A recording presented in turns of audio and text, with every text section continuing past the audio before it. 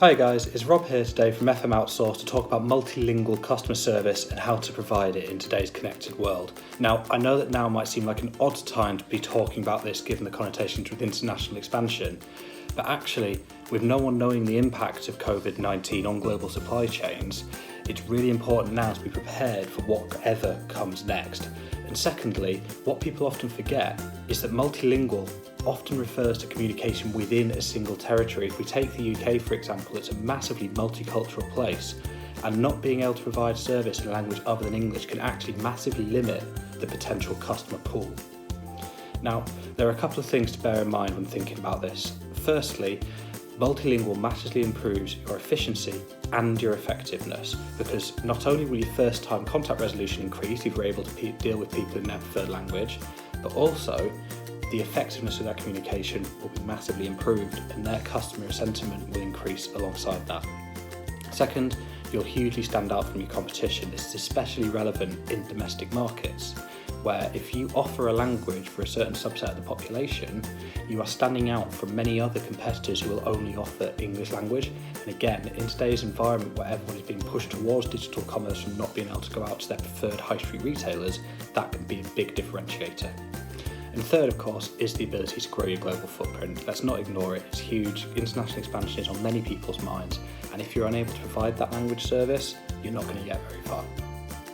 So, we've talked about why it's important, but how do you actually go about multilingual expansion? Well, first is the obvious one. You need to determine your languages.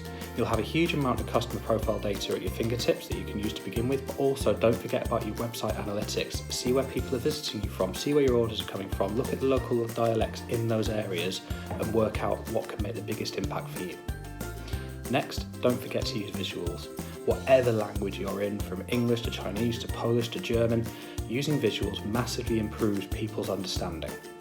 Don't neglect it and think that because you've invested in multilingual services, you should ignore the visual and other advice you'd use anyway. Third, don't forget language is different from culture, and you need to have an understanding of both.